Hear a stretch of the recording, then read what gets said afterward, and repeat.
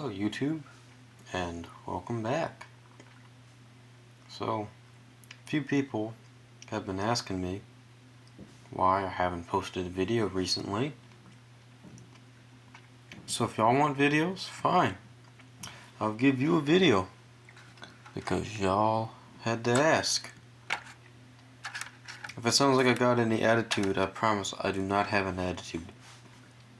Well, of course I've got an attitude. So, anyway, you're looking at this blue shop towel, and you're wondering what on earth is underneath that shop towel. You may or may not have seen this car before.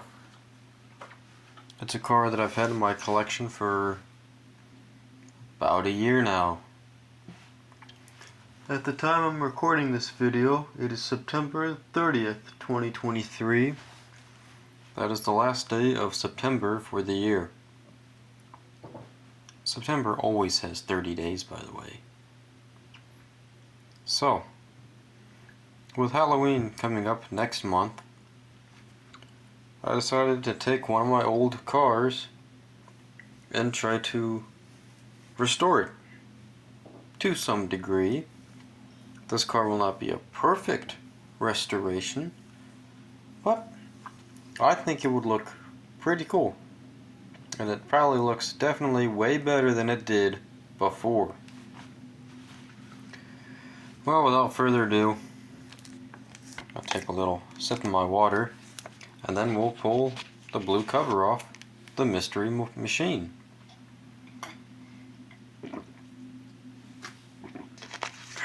Stay hydrated, kids. Very important. If you don't stay hydrated, you might get a nosebleed.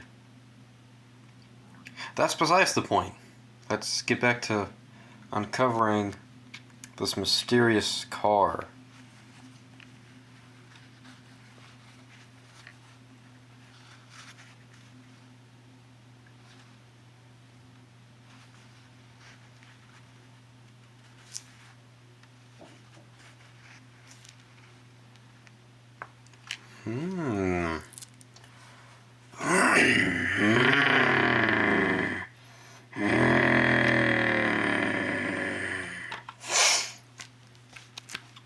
What we have here, like I said, you may or may not have seen this car before.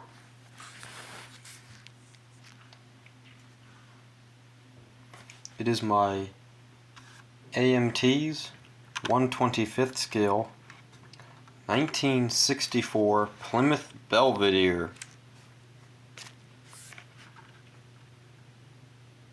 It is painted in Vallejo model color glossy black.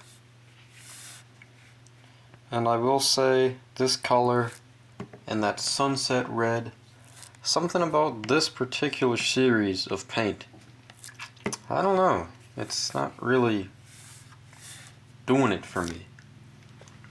I've had a lot of problems with these paints, but I've been able to work through them. So, let me show you the original paint of the car. And I don't know how you explain this color. Here it is, folks. It's like a brownish, grayish, brownish color. A coworker of mine said this is what you get when you get an alligator that's just crawled out of the swamps, covered in mud, and is left to bake there in the mud. It's a kinda cool color. I called it a dark root beer. On screen, probably not as good looking. But as we can see, I decided to fix that. And I decided to paint it glossy black. You'll notice here some swirl marks, some paint imperfections. Under the hood of the Belvedere is a 426 cubic inch RB big block V8 with a 4-barrel carburetor. This is not a Hemi.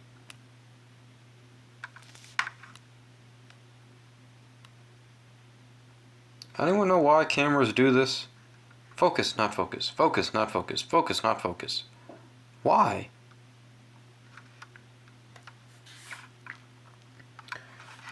Back to the car, if we can.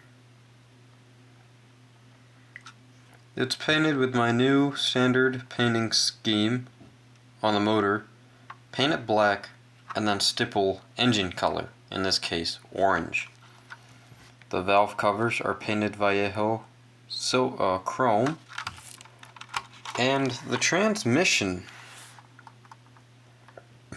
I'm not exactly sure what I used, but it's a very nice color. It's just a dark metallic gray.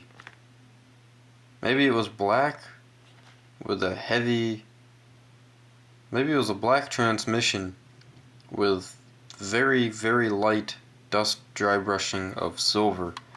And with the amount of layers I put on there, it went from being shiny to this dull steel. This beam here is bright chrome silver.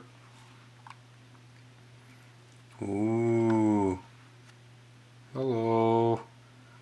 Look at how shiny that chrome is. That's the kit chrome, by the way.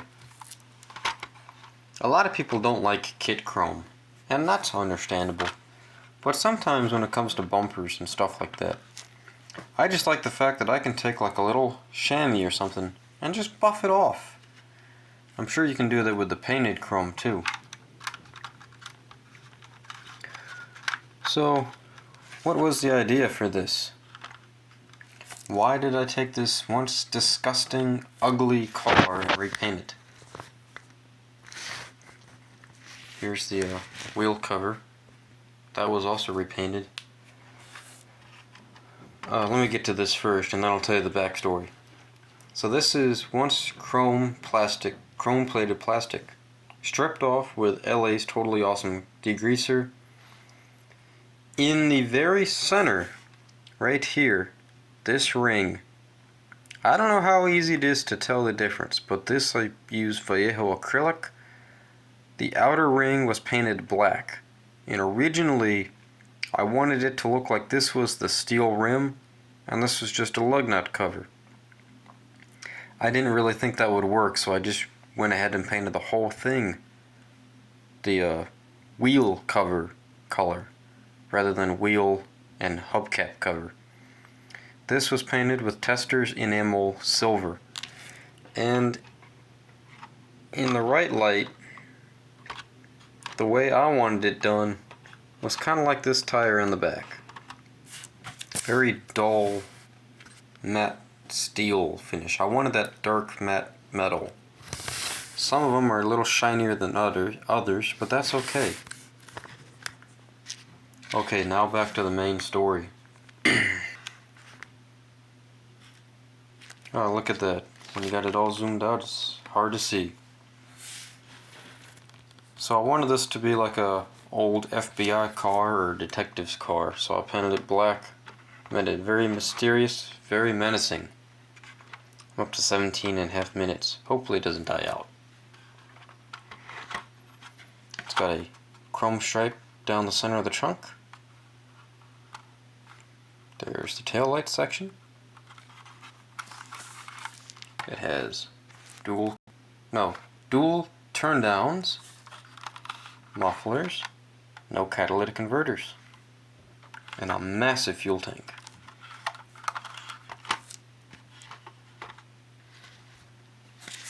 Alright, so before this video cuts out, hopefully I got time to show you this car. Hope you like it.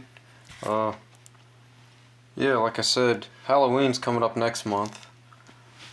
At the time of recording, September 30th is the date of recording. And like I said, I wanted this to be what I have imagined the G-Men mobile of the early to mid 1960s. So this is what I got. Hopefully you like the video. So, menacing black Mopar. There's always something I like about black Mopars, especially the older ones. They just have that look and attitude to them.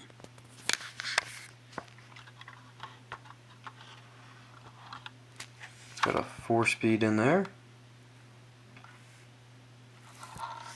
Alright, well, I'm swinging around. And now it's time to close out the video. Hope you all like my walk around of my 1964 Plymouth Belvedere G-Men mobile. I'm Uncle No Identity. Hope you enjoyed the video, and I'll see you guys all in the next one. Cheers!